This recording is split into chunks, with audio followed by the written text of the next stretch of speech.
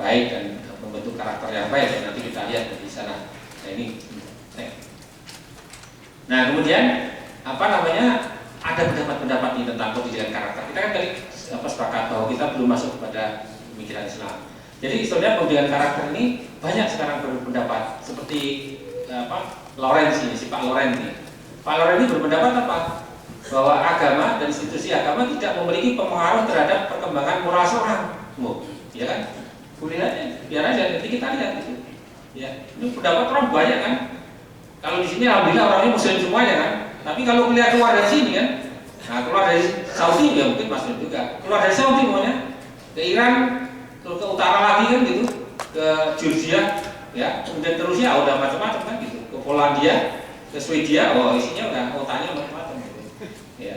Jadi sini ada yang mengatakan bahwa agama itu dan institusi agama tidak memiliki pengaruh. Gimana itu? Bahwa pada intinya moralitas mewakili seperangkat pertimbangan putusan rasional. Nah, menurut dia moralitas itu cuma hasil rasional saja. Ini baik dulu kan bisa kan gitu. Menurutnya prinsip keadilan merupakan komponen pokok. Nah, dia kembalinya kepada sistem kesejahteraan tadi. Katanya kalau orang itu sudah sejahtera itu otomatis akan bijak, akan baik katanya. Menurut dia gitu. Karena mereka orang nggak beragama ini ibarat seperti itu. Ya, kita lihat next. Nah, kemudian pendekatan Karbuni yang sangat empirik itu karena mereka empirik itu tidak percaya ada sesuatu yang mengendalikan di luar hal yang fisik semua ini di alam ini gitu kan. Gitu. Mereka tidak bukan potensi yang ada di dalam diri manusia yang sifatnya religi ya. Yang dimiliki oleh setiap dimiliki oleh setiap manusia yang sangat berpengaruh dalam proses perkembangan moral dan perkembangan. Jadi orang-orang seperti ini banyak. Bahkan di dalam pengetahuan dasar-dasar ilmu pengetahuan barat itu adalah sifatnya empirik sekali, yaitu mereka berdasarkan kepada pengalaman, berdasarkan kepada penelitian, berdasarkan kepada eksperimen ya.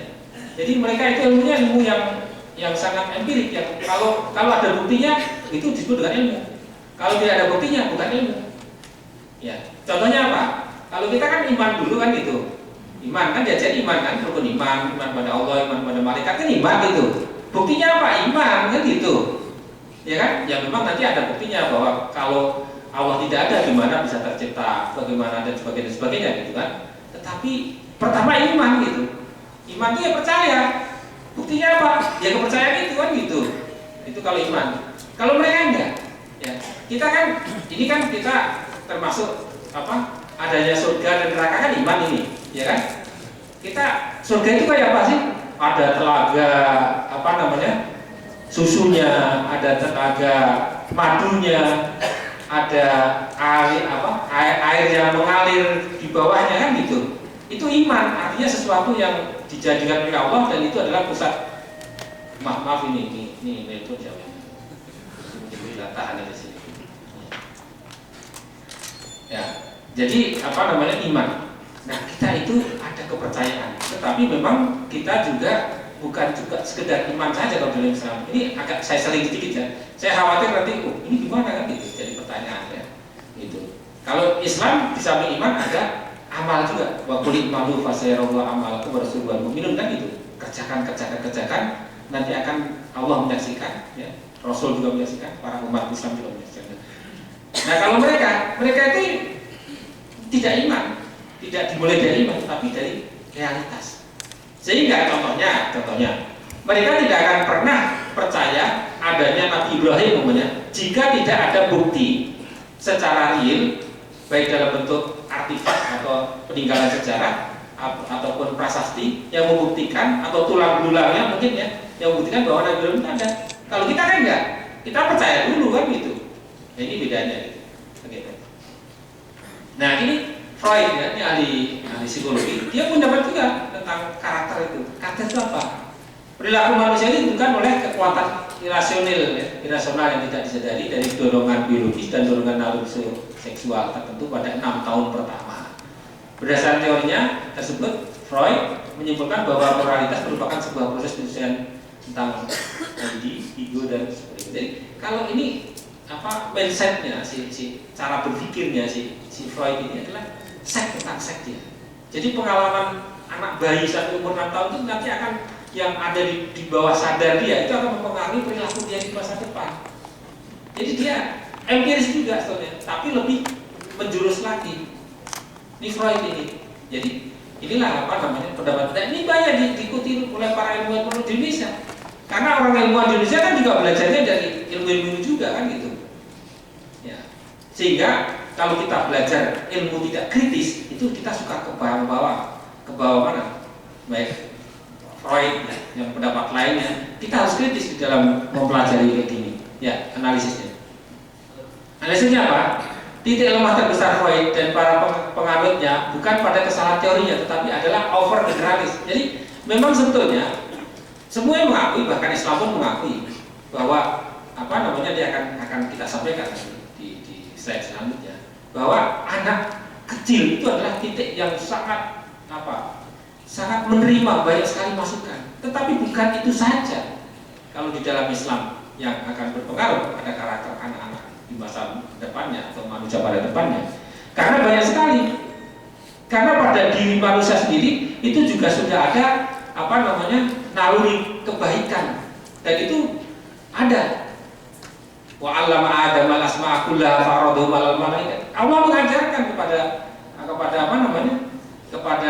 manusia dengan pelajaran-pelajaran dimasukkan kepada kalbu manusia. Dan juga tadi di dalam ayat yang dibahas tadi, ketika para istri Nabi alaihi salam ya, itu katakanlah berbisik-bisik ya antara Aisyah dengan Hafsah ya tentang Nabi ya. Terus kemudian Nabi kemudian menegur, kenapa bisik-bisik? Saya kan tahu apa yang ini adik Aisyah sama Siti Aisyah sama Hafsah kan gitu. Kemudian mereka bicara itu Hafsah sama Aisyah itu. Kok Nabi tahu ya? Nah, jadi disebutkan di ayat salam laqad naba'ani Allah kan gitu. Allah telah memberitahukan kepada saya. Ada unsur lain, ada ilmu pengetahuan lain yang bisa diterima. Jadi manusia itu sumbernya bukan empirik saja, ada dari Allah Subhanahu wa taala. Ya, kalau Nabi wahyu lah, kalau kita ya insting atau ya semacam kayak ilham atau apa yang diterima oleh Tuhan. Karena kesana ada kekuatan lain. Nah, ini kalau orang barat tidak gitu. Kalau Freud itu melihat malah justru itu adalah cuma pengalaman 6 tahun pertama, dan itu lebih unsur ke seksualitas itu. Ya. Ini ada pendapat lain lagi. Waduh. Ini baru 5 menit lagi, waduh nggak nyampe. Nah ini William James ya, ini menyebutkan bahwa manusia dikaruniai yang religius. Nah ini di Barat juga sudah mulai ada unsur-unsur religi itu. Ini pendapat. Jadi Barat itu juga tidak satu bahwa di sini. Ya. Kata menurut Islam. Kalau Islam bagaimana? Menilai perilaku manusia berhubungan dengan Tuhan yang Maha Esa, diri sendiri sama manusia, lingkungan dan kebangsaan yang terwujud dalam sikap-sikap. Nah, di sini sudah menghubungkan antara Tuhan, diri manusia, dan pendidikan dan lingkungan. Ya, next. Ya. Nah, di sini kalau kita lihat, ini ada karakter, ada ada moral, ada action, ada lingkungan yang berpengaruh, dan kebangsaan. Next. Terus kemudian juga di sini ada nilai-nilai bagaimana kita memasukkan karakter itu mulai dari tingkat yang paling dasar, itu mulai ketika belajarannya. Nah di sini juga sudah ada moral agama. Tentu di situ moral agama dengan Pancasila tidak sejajar tentu ya. Tetapi Pancasila adalah merupakan suatu landasan bernegara di Indonesia yang di dalamnya ada ajaran-ajaran agamanya, gitu. Ya, di situ ada Undang-Undang 45 dan sebagainya. Terus next. Nah, di sini sebenarnya manusia itu siapa? Manusia adalah zat Allah, ya, makhluk yang diciptakan Allah Subhanahu wa taala dalam kondisi apa? Dalam kondisi fitrah. Ya, di dalam surat ini dikatakan faqim wajhaka lid-dini hanifah fitratullah allati fatara an-nasa 'alaiha. Manusia diciptakan dalam fitrah. Fitrah itu apa? Siap menerima kebaikan, ya, yang diberikan oleh Allah Subhanahu wa taala, ya. Ini adalah fitrahnya. Jadi manusia itu punya fitrah, punya God spot, jadi artinya Tuhan ya, yang ada pada diri otak manusia itu. Dan ini tadi menurut William tadi. Tapi kalau menurut Freud tentu tidak ada itu ya. apalagi menurut yang pertama tadi nggak ada juga, Lawrence tadi. Gitu. Jadi ini adalah pendapat Islam. Terus next. Di dalam sebuah hadis sahih dikatakan kullu mauludin yulad 'alal fitrah fa abahu yahudani aw nasrani fa in kana muslimin fa muslimun. Seorang yang lahir itu dalam keadaan fitrah, ya tergantung kedua orang tuanya. Kedua orang tua itu adalah merupakan simbol lingkungan. Kalau kedua orang tuanya Yahudi akan menjadi Yahudi, kalau kedua orang tuanya Nasrani akan menjadi Nasrani, dan ketika orang tuanya Muslim taat akan menjadi Muslim taat. Nah, ini tapi tidak hanya itu saja. Ini hadis adalah bagian daripada penjelasan agama Islam secara keseluruhan tentang fitrah manusia. Tadi di dalam ayat tadi disebutkan bahwa fitrah manusia itu ada kecenderungan menerima kebaikan. Jadi kalau hadis ini, ini seakan-akan manusia itu seperti tabula rasa, seperti kertas putih, tergantung mewarnainya. Tidak seperti itu sebenarnya. Hadis ini adalah bagian penjelasan daripada pendapat Islam, tapi tidak seluruhnya. Karena kalau seperti tabula rasa, seakan-akan tidak ada unsur kesiapan jiwa manusia untuk menerima kebaikan. Ya. Di situ manusia itu insting kebaikannya sudah ada, ya, seperti sebagaimana ayat tadi. The next. Ya. Nah, manusia menurut Islam adalah bukan manusia yang berdosa.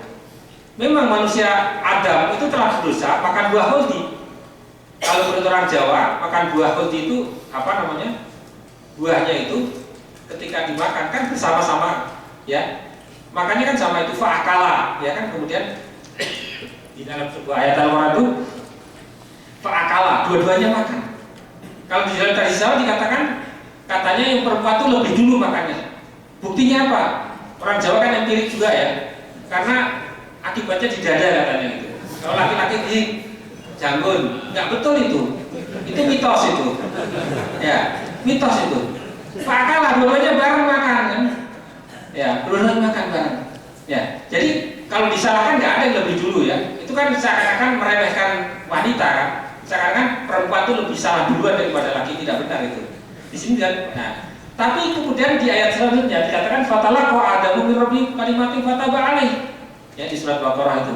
Nah, kedua-duanya telah diampuni atau Nabi Adam telah diampuni oleh Allah Subhanahu wa taala. Sehingga ketika Nabi Adam itu lahir atau turun di bumi sudah dalam keadaan suci. Jadi kita pun lahir dalam keadaan suci. Tidak sebagaimana pandangan orang Kristen mengatakan bahwa orang lahir di bumi dalam keadaan dosa maka harus dibaptis, kan tidak begitu. Dan bahkan pandangan filosofi barat pun mengatakan bahwa dunia ini itu adalah dunia dosa. Jadi kalau mau mendekatkan kepada Tuhan harus jauh-jauh dari dunia, kehidupan dunia, tidak kawin, tidak pakai menjauhkan dengan segala kehidupan dunia, tidak betul. Kalau Islam untuk mendekatkan kepada Allah, ya, itu justru harus kawin. Dan dianjurkan 4, kalian mampu ya. Ya, next. Nah, ini kembali kepada ciptaan, semua sama diciptakan dari ya semuanya sama lah kita. Kalau di sini disebutkan bahannya adalah dari tanah liat dan sebagainya. Kita sama lahir dari rahim ibu dan sebagainya. Next. Nah, di sini juga tentang akhlak menurut Islam. Jadi kalau akhlak Islam itu bukan cuma sekedar norma, bukan cuma sekedar akal-akalan, ya. Bukan rasional. Karena banyak sekali orang yang rasional tetapi tidak berakhlak, kan gitu. Banyak sekali orang yang ahli tentang akhlak tidak berakhlak. Banyak sekali. Ya, saya tidak mau mengambil contoh di Indonesia itu di DPR atau di mana enggak ya. Tapi bahwa menurut Transparansi Internasional itu justru letak kebocoran anggaran kita itu paling besar di DPR gitu kan. Ya. Dan kemudian di lembaga-lembaga yang seharusnya terhormat, kepolisian, ada kejaksaan, ada partai macam-macam. Nah, ini yang harus kita Nah, akhlak itu adalah merupakan suatu kesiapan kita untuk melakukan kebaikan dan keburukan itu ada dalam diri kita. Kemudian juga ini kan akhlak adalah keadaan jiwa yang siap untuk mewujudkan perbuatan yang baik dan buruk, itu akhlak, ya. Dan bukan kesepakatan masyarakat. Kalau orang Indonesia mungkin ya katalah bahwa hal-hal yang memang tidak senonoh kita sepakati. Tapi kalau mau hidup di negara-negara Eropa mereka sepakat untuk telanjang itu boleh. Apakah boleh? Kan tidak bukan. Jadi bukan kesepakatan masyarakat akhlak itu. Ya, next. Nah, ini ada nilai-nilai akhlak ya tentang itu ada keadilan, next. Terus kemudian ada konsisten pada kebenaran dan menjadi dusta, next. Di sini ada amanah ya, ini terus next, ya. Nah kemudian menurut Al-Ghazali, ya kita kan susah nih mau berakhlak yang bagus itu bagaimana? Kalau Al-Ghazali gampang, kita mengikuti sifat-sifat Allah aja. Ar-Rahman berarti harus belas kasih, ya. Ar-Rahim belas kasih juga. Tadi yang satu lagi belas kasih untuk apa? Yang khusus atau yang umum, ya. Kepada siapa saja, kepada umat Islam, kepada non umat Islam belas kasih. Ya. Rasulullah itu meninggal suatu ketika ini. Suatu ketika Abu Bakar itu tanya kepada Aisyah, wahai Aisyah, adakah sesuatu yang belum saya lakukan yang telah dilakukan oleh Rasulullah? Ada itu. Apa itu? Apa? Sholat. Oh bukan. Zakat. Bukan. Apa? Memberikan makan kepada orang yang teriak-teriak di pasar itu. Ada waktu itu ada orang teriak-teriak di pasar. Mungkin ya orang-orang itu buta ya. Orang buta tua dan dia kerjanya teriak-teriak saja, tapi dia suka dikasih makan. Nah ini Rasulullah setiap hari waktu itu ngasih makan. Nah ini kemudian Abu Bakar melakukan itu karena ini dianggap yang telah dilakukan Rasulullah adalah sangat mulia. Dia lakukan. Kemudian dia ngasih makanan dengan halus. Abu Bakar kan halus ya. Ya karena citra Abu Bakar halus kan. Orang yang sangat halus Abu Bakar. Kasih makanan, yang dipilihkan yang bagus, kemudian tempatnya yang bagus, gitu kan. Kemudian setelah beberapa waktu lalu Abu Bakar tanya kepada orang yang teriak-teriak tadi, yang dikasih makan tadi, wahai sahabatku, apakah ada yang beda ya antara yang saya lakukan dengan yang dilakukan Rasulullah, atau apa bedanya? Kemudian apa jawab yang ini? Oh beda katanya. Beda apa bedanya? Rasulullah itu lebih halus cara menyampaikannya. Karena waktu itu makanan dipulukkan kepada saya dengan pelan-pelan dan sebagainya. Rasulullah itu. Tahukah Anda siapakah orang itu? Orang itu orang Yahudi.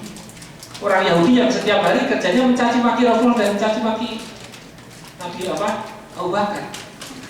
Ya orang teriak-teriak gitu saja. Tapi Rasulullah bagaimana? Artinya di Yahudi, masyarakat di Madinah dulu kan itu campuran, ada yang Kristen, ada Yahudi. Tapi bukan orang yang memusuhi Islam, karena Yahudi yang berkhianat dihancurkan juga oleh Rasulullah di suku Qainuqa dan suku Nadir itu ya, karena berkhianat. Tetapi sebagai masyarakat boleh, sehingga di Indonesia pun masyarakatnya macam-macam ya, asal tidak merusak persatuan dan tidak merusak akidah bangsa Indonesia yang mengompori dan mengganggu yang lain. Nah ini tadi siapa namanya Al-Ghazali tadi, bagaimana kita berakhlak yang baik mengikuti sifat-sifat Rasulullah, sifat-sifat Allah. Itu ada Al-Qahir, ada Ar-Rahman, Ar-Rahim, semua sifat-sifat yang ada pada Allah Subhanahu wa taala dan asma Allah itu mengandung nilai-nilai kebaikan. Itu kita ikuti saja. Next. Nah, ini kita masuk kepada kenapa pentingnya karakter ini. Karena terutama terkait dengan orang Indonesia, karena kita mayoritas orang Islam, ya. Kalau kita umat Islamnya itu mungkin 10%, ya, kita maksain yang lain kan nggak bisa. Karena kita memang, cuma sayangnya Indonesia belum dikenal negara yang berkarakter Islam, kan itu justru kewajiban kita. Sekarang ini Indonesia dikenal sebagai apa? Berkarakter korup kan gitu. Iya kan? Itu bangsa Indonesia. Termasuk saya lah gitu, karena saya bangsa Indonesia. Gitu kan? Citra kita semua masih begitu. Tetapi memang tidak, artinya perbaikan ada.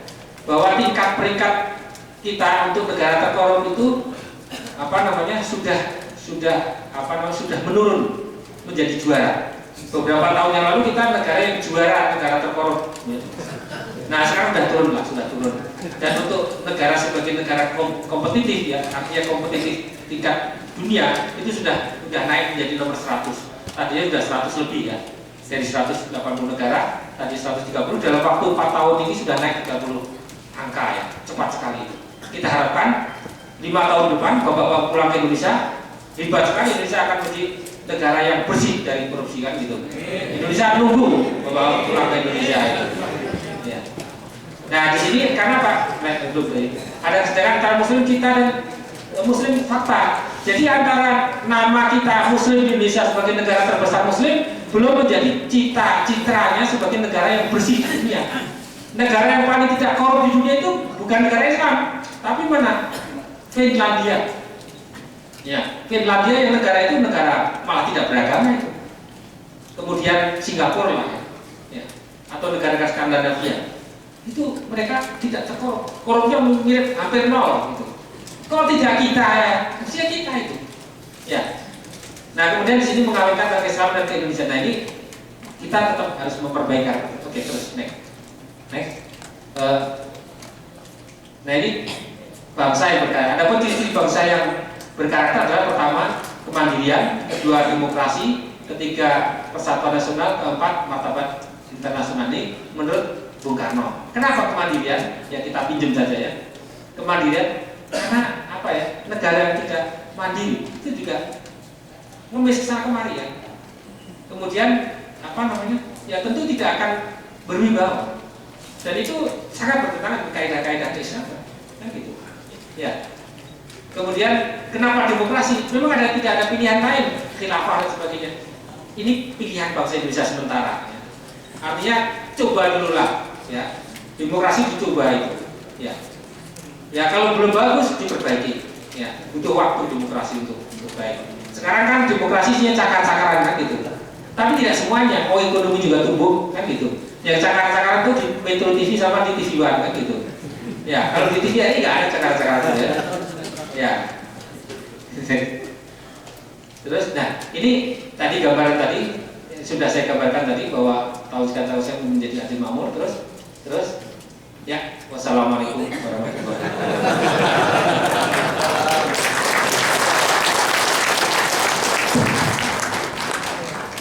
Terima kasih Pak Lutfi. Para sekalian, kesimpulannya adalah kita ulang tahun.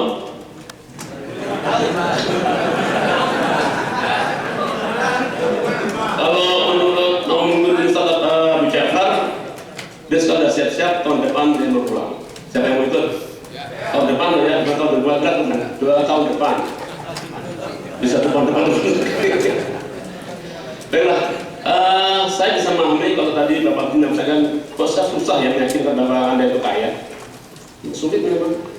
Karena kita terlalu menikmati makom kita saat ini, yang sulit keluar. Tapi kalau bahagia, mudah.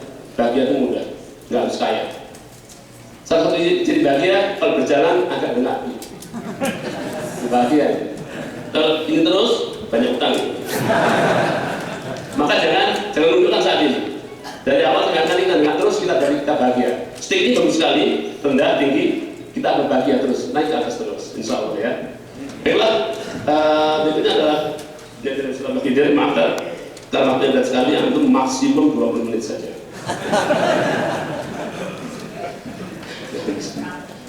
Terus tolong dicatat bahwa nanti pada akhir sesi ini ada tanya jawab dari pemateri dan bagi yang menjawab ada hadiahnya. Hadiahnya menarik, tiket ya, tiket.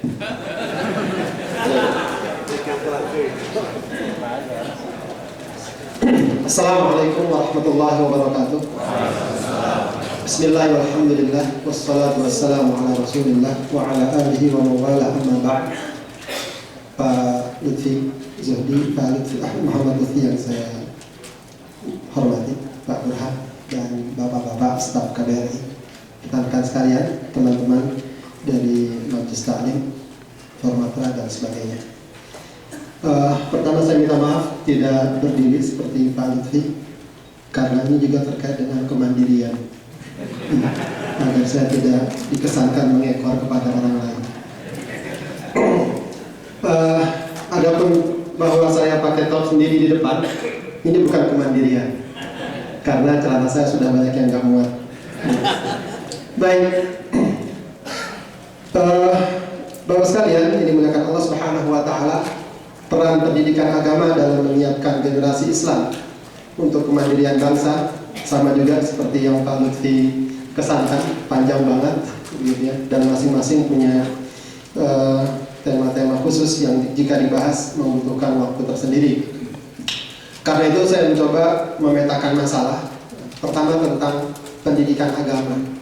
Apa yang dimaksud dengan pendidikan agama? Setidaknya di sini yang dapat saya tangkap, pendidikan agama itu ada dua sisi.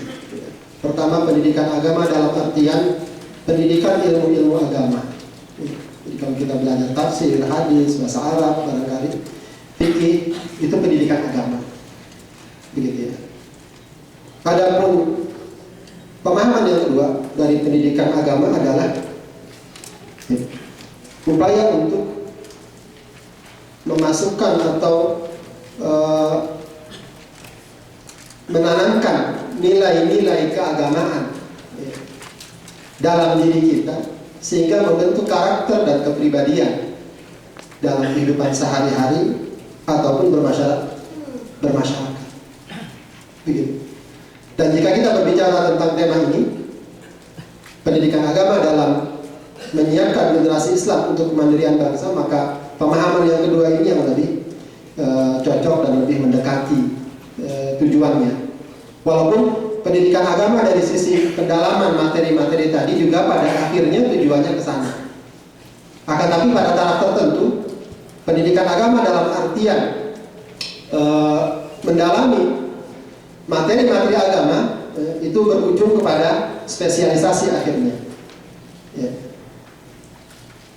Dan berlaku pada orang-orang tertentu. Tidak semua orang dapat mendalami kajian agama sedemikian rupa, apalagi kalau sudah sampai pada taraf yang lebih tinggi. Tapi kalau pemahaman pendidikan agama dalam artian yang kedua tadi, maka itu berlaku bagi setiap muslim. Siapapun dia, apapun kedudukannya, apapun statusnya, dia harus memiliki atau mendapatkan pendidikan agama, sekali lagi dalam bentuk penanaman nilai yang kemudian berbentuk atau berwujud sebagai sebuah karakter. Kemudian agama yang dimaksud ini pun juga patut kita pertegas lagi. Agama apa agama yang dimaksud dalam pemahaman ini? Sebagian masyarakat seringkali memahami agama hanya pada aspek-aspek ritual, aspek-aspek pribadi. Padahal sebagaimana kita ketahui, agama ini bersifat universal, komprehensif, syamil, menyeluruh semua segi dan aspek kehidupan. Sehingga ketika pemahaman agama dipahami secara juz'i, secara parsial, sebagian-sebagian, sebatas sholat dan zikir saja, akibatnya orang yang taat beragama seringkali berujung kepada upaya atau sikap yang menghindar dari kehidupan bermasyarakat. Taat beragama seringkali berarti dia terpinggirkan, termarginalisasi dari kehidupan sosial yang sesungguhnya. Padahal sebagaimana kita ketahui, agama adalah untuk semua aspek kehidupan. Ya, ungkapan atau ayat yang sering kita bahas, inna sholati wa nusuki wa mahyaya wa mamati lillahi rabbil alamin, sesungguhnya sudah mewakili sebuah pemahaman yang utuh, yang menyeluruh tentang agama. Jadi kalau dikatakan pendidikan agama dalam pemahaman yang tadi ini, maka yang kita inginkan dari pendidikan agama adalah bagaimana agar nilai-nilai agama tersebut terus menyertai kehidupan seseorang dalam semua dimensi kehidupannya dan dalam semua fase kehidupannya.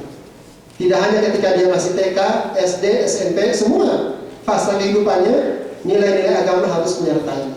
Tidak hanya karena dia di Saudi, atau tidak hanya karena dia seorang guru, seorang ustadz, tapi siapapun dia, bekerja sebagai supir, bekerja sebagai karyawan, sebagai profesional, sebagai pejabat, presiden sekalipun, dia harus menyertai nilai-nilai agama dalam kepribadiannya dan dalam kehidupannya bermasyarakat.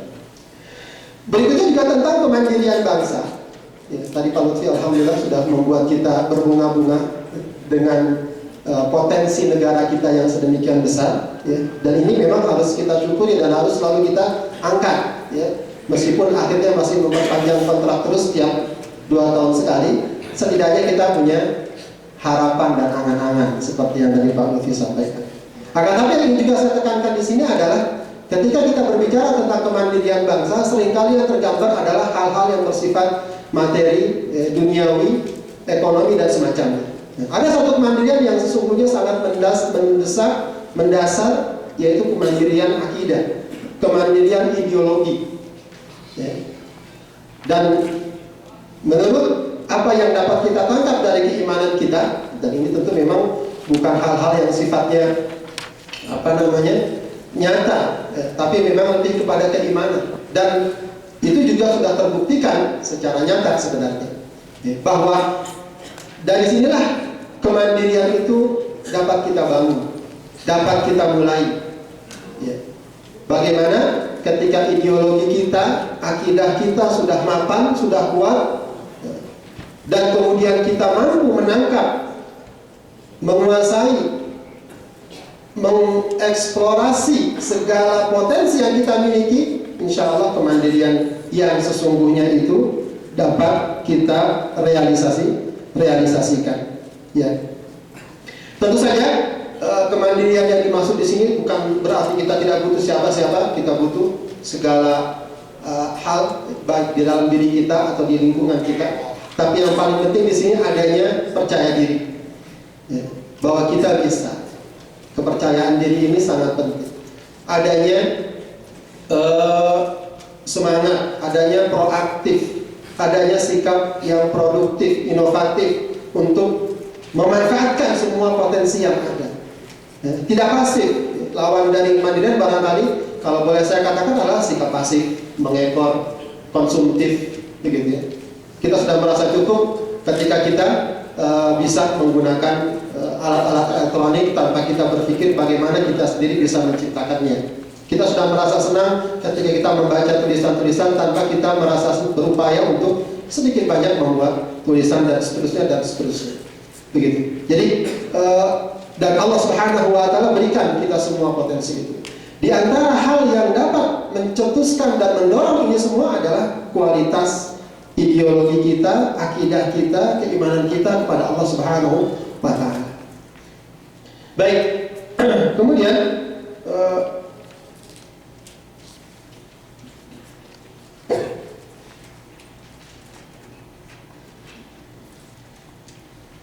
apalagi ketika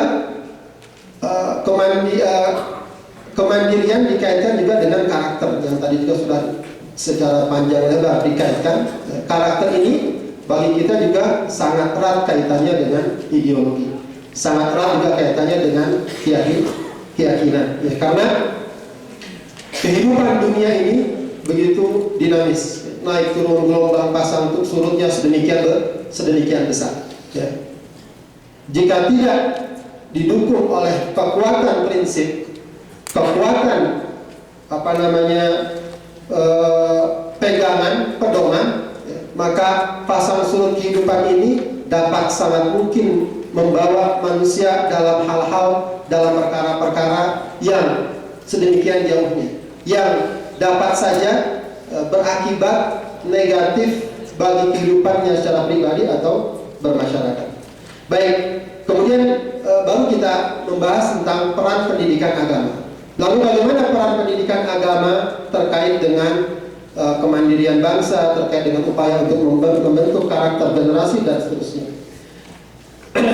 Jika ditanya apa peran pendidikan agama dalam masalah ini, maka jawabannya adalah bahwa agama memiliki desain umum tentang peta kehidupan yang selayaknya kita tempuh. Seorang ulama mengatakan agama itu secara sederhana dikatakan agama dengan sesungguhnya kalau dia dapat menjawab dengan lugas, tegas, jelas dari mana kita mulai, kemana kita akan berakhir. Min aina nabda wa ila aina nasir. Kalau dia dapat memberikan jawaban itu dengan jelas, tegas, tidak terlalu banyak hal-hal yang membingungkan, itu agama yang benar. Dan Islam telah memberikan hal itu. Dari mana kita mulai, dari mana kita berasal, dan kemana kita berakhir, sudah diberikan dengan jelas oleh Islam. Makanya kalau kita perhatikan ayat-ayat Makkiyah yang menjadi ayat-ayat dasar pembentukan ideologi dan keimanan, itu banyak berbicara tentang hakikat jati diri manusia dan bakal mau kemana manusia. Bahwa kita dari tanah, bahwa kita dari setetes air mani dan seterusnya, bahwa kita diciptakan dari Allah dan kita akan ke akhirat kita akan mendapatkan apa yang kita dapatkan sesuai dengan apa yang kita lakukan di dunia, itu semua jelas dalam Islam. Nah, ini pada gilirannya akan membentuk pedoman yang kokoh. Ketika orang sudah tahu dari mana dia mau kemana dia, perjalanannya akan jelas. Kalaupun di tengah jalan dia ke kanan, ke kiri, istirahat, berhenti, berjalan, tetap akhirnya tujuannya jelas. Ya, kalau kita sekarang jauh-jauh dari sini mau pulang atau dari Cengkareng ke Riyadh, sudah jelas. Ya, sudah jelas. Walaupun di tengah jalan mungkin ada kecelakaan atau di tengah jalan ada permasalahan, akhirnya kita akan teriak. Tapi kalau dari awal kita tidak tahu mau kemana, bagaimana, akibatnya apa?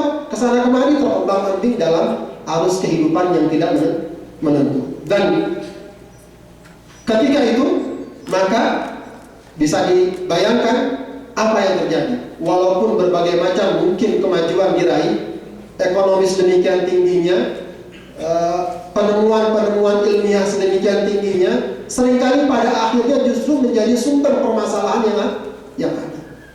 Ya, penemuan sains kita akui sekarang luar biasa. Tapi ketika tidak ada panduan agama, ketika tidak ada panduan-panduan, pedoman prinsip yang jelas, penemuan-penemuan sains itu bisa jadi menjadi sumber masalah tersendiri. Ya, katakanlah penemuan sekarang yang banyak diminati tentang internet dan semacamnya. Kalau tidak ada panduan, ya, betapa banyak kita lihat sumber-sumber kriminalitas, sumber-sumber amoral, dan sumber-sumber hal yang dapat merusak kehidupan sosial terjadi dari apa yang sebelumnya dikatakan sebagai kemajuan, penemuan sains, ilmiah dan semacamnya. Begitu. Kemudian saya mencoba melihat dalam sejarah modern yang mungkin kita tahu bersama, sebuah atau dua kutub ideologi yang sempat merajai dunia, yang sempat mendominasi dunia dan membuat tertarik termasuk umat Islam. Pertama, ideologi komunis dengan sistem sosialisnya yang dahulu dimotori oleh Uni Soviet atau Cina, sehingga ada Islam poros Moskow dan Beijing dan semacamnya. Itu juga sempat luar biasa, ya, menarik minat, sangat tertarik orang dan seterusnya. Bahkan termasuk dunia Islam, ya, bahkan sampai juga ke negara kita lewat PKI-nya. Di negara Arab sendiri sejumlah negara banyak memakai prinsip-prinsip sosialis dan komunis ketika sedang jaya-jayanya. Ya. Tapi ternyata ideologi yang memang benar-benar mengenyampingkan agama sama sekali, menolak agama sama sekali, tidak bertahan. Tidak lebih sampai seabad, ya, ideologi itu sudah runtuh dengan sendirinya, bahkan diruntuhkan oleh anak-anaknya sendiri. Karena memang dia tidak fitrah, walaupun sekilas bombastis, tapi dia tidak fitrah. Dia meninggalkan fitrah. Uni Soviet yang ketika itu sedemikian besarnya kini berpecah belah dan tidak dikenal lagi dalam sejarah. Kemudian setelah itu atau kini dikenal banyak negara yang memakai ideologi sekuler, dan sebenarnya dari sejarahnya memang sudah sedemikian cukup panjang, dari masa Renaissance, dari masa penggulingan penguasa-penguasa agama, ya, dan seterusnya, ya. Sehingga sekarang tidak sedikit juga negara yang atau masyarakat yang memakai prinsip sekuler. Ya, sekuler ini juga sebenarnya memang masih menyisakan ruang bagi agama. Tapi agama dikebiri sedemikian rupa sebagai sebuah urusan privat, pribadi, individu. Kalau sudah melampaui batas wilayah individu, jangan bawa-bawa agama. Bahkan walaupun itu anaknya, itu keluarganya, kalau sudah masuk wilayah hak asasi manusia dan seterusnya, tidak ada masalah atau tidak ada urusan dengan agama. Sehingga meskipun kelihatannya masih memberi ruang pada agama, akan tapi pada kenyataannya karena dikebiri sedemikian rupa, ya manusia dengan tabiatnya, dengan syahwatnya, begitu. Akhirnya agama disingkirkan juga. Ya. Maka wajar kalau di negara-negara barat lembaga tempat-tempat ibadah, gereja-gereja kering, kosong dan seterusnya, karena memang sudah sedemikian rupa dipojokkan dan marginalisasi tadi, dipinggirkan agama dalam kehidupan bermasyarakat. Meskipun sekilas masih tampak ideologi ini dan kelihatannya masih bombastis dan semacamnya, akan tapi sudah kita lihat indikasi-indikasi, beberapa indikator akan kelemahan mereka, keruntuhan mereka, ya. Dan insya Allah pada saatnya juga akan tampak bahwa ini bukan ideologi atau bukan prinsip yang selayaknya kita pegang. Dan ini juga untuk lagi-lagi dunia Islam, masyarakat Islam begitu tertarik setelah runtuhnya komunis, banyak yang beralih kepada prinsip-prinsip sekuler dan semacamnya. Ya. Dan kemarin kita lihat dalam Arab Spring, ya, Arabi, revolusi Arab, bagaimana poros-poros negara sekuler di Timur Tengah runtuh dengan sendirinya. Ya. Bukan oleh siapa-siapa, oleh rakyatnya sendiri. Ya, karena ternyata itu juga tidak memberikan jaminan kehidupan yang sebenarnya. Ya. Nah, dari sini kita dapat menangkap bahwa ideologi atau agama tidak dapat kita pisahkan dalam kehidupan bermasyarakat.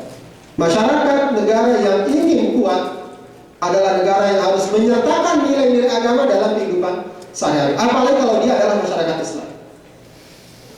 Terlepas ada perdebatan negara Islam atau tidak negara Islam, khilafah atau tidak khilafah, yang jelas menyertakan nilai-nilai agama dalam kehidupan sosial bermasyarakat adalah merupakan pilihan mutlak, tidak ada alternatif selain itu.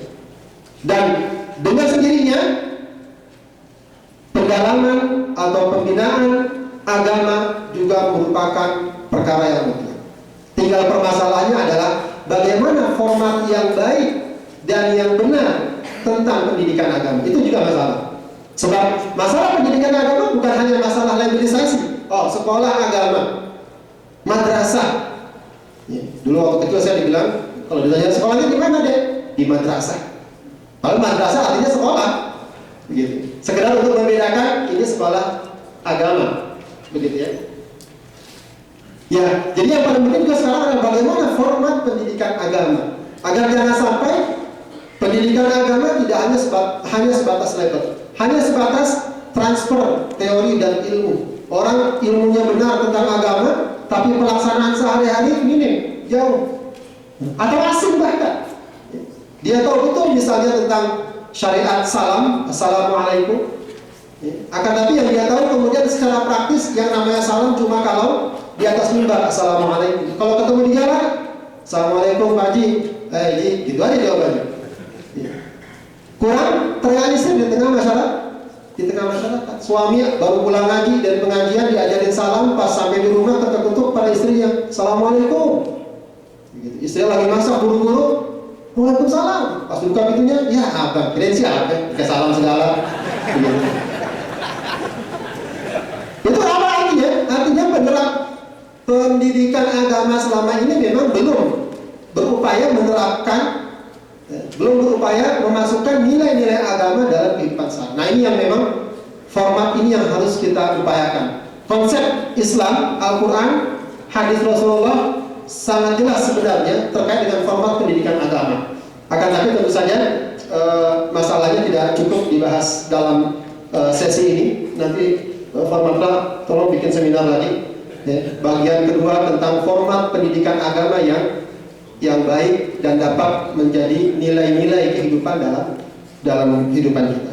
Itu saja. Dan terakhir saya tutup bahwa pada akhirnya kehidupan sejarah ini adalah pengulangan. Ya. Sejarah adalah pengulang. Al-ayyamu nudawiluha wa tilkal ayyamu nudawiluha bainan nas. Begitulah Allah Subhanahu wa taala menjadikan kehidupan ini sebagai pengulangan. Berarti sebenarnya prinsip problem-problemnya, muskilahnya adalah pengulangan. Ya, jadi kalau seandainya kita di kalangan TKI sini juga banyak muskilah-muskilah dengan para kafir, itu juga sebenarnya apa? Pengulangan. Itu aja masalahnya. Nggak ada yang lain. Ya, gaji terlambat, dipotong, majikan jahat, segala macam. Pengulangan. Maka dari itu, problem solvingnya, jalan keluarnya adalah sebenarnya hendaknya sesuatu yang pada awalnya menjadi problem solving mendasar. Jadi kalau seandainya Mekah dan Madinah sebelum datang Islam tidak dikenal dalam sejarah, berada di bawah kekuasaan hegemoni Romawi, Persia dan juga Yahudi, tapi ketika datang Islam sebagai ideologi diterima, diterapkan dalam kehidupan bermasyarakat, maka dia menjadi mandiri, punya kekuatan sendiri, bisa membangun peradaban ilmiah, peradaban ekonomi, peradaban sosial dan seterusnya. Kenapa? Dari sana mulainya. Begitu. Dari sana mulainya. Dan ketika kita sudah melihat potensi-potensi negara kita sedemikian besarnya, maka tanpa memasukkan nilai-nilai agama, kita khawatir potensi tersebut hanyalah sekedar potensi tanpa kita bisa menciptakan kemandirian dalam kehidupan bermasyarakat. Imam Malik rahimahullah berkata, la yasluhu amru hadhil ummah illa bima salaha bihi awwalha. Urusan umat ini tidak akan selesai, tidak akan baik, tidak akan prestis, tidak akan sukses kecuali kalau dia mengambil pedoman sebagaimana yang dengan pedoman itu generasi pertama mendapatkan kesuksesannya dan keberhasilannya. Wallahu a'lam. Wassalamualaikum warahmatullahi wabarakatuh. Terima kasih. Ada satu poin di antara poin penting yang saya menurut Ustaz. Satunya adalah bahwa banyak dari kita adalah tidak jelas kemananya. Kemarin kita ada pelatihan di Madinah. Salah satu contoh bahwa nggak jelas ke depannya. Ditanya di antara yang hadir siapa yang belum kawin? Di sini juga deh. Ada yang belum kawin? Banyak ya. Boleh dipanggil ke depan. Yang kamu inginkan, ya kamu mau kawin kapan? Secepatnya, nggak jelas. Yang kamu inginkan entah seperti apa? Yang baik, nggak jelas juga. Bertanya, ukurannya berapa? Tanya ukurannya, tingginya berapa? Warna kulit seperti apa? Rambutnya gimana? Profesinya apa? Tentukan kapan? Tahun depan kamu kawin. Kan boleh yang minta doa, boleh seperti itu. Insya Allah yang jelas akan didulukan nanti untuk mau kamu. Dan itu sekarang tentukan kapan kamu pulang. Dan kemudian ke depan menjadi sekaya apa? Yang belum punya, belum berbanyak, kemarin sebentar tentukan. Baiklah, berikutnya akan kita ikuti dari penelitian dari Pak Burhan. Sekali lagi Pak, mohon maaf, 20 menit lebih jangan kurang menit. Terima kasih moderator. Saya berdiri di sini aja.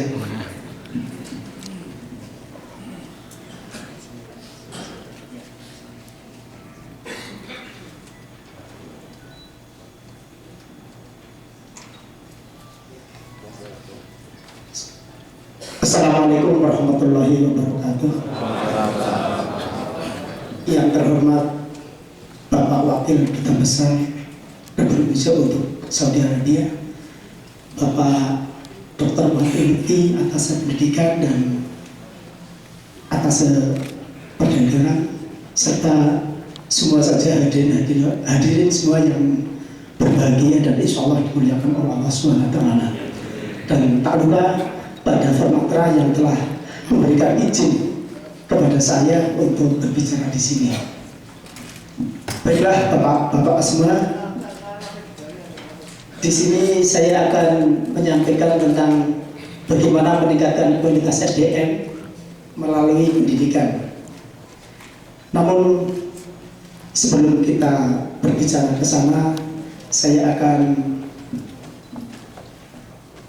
menyampaikan penggalan cerita yang insya Allah sudah dikenal semuanya.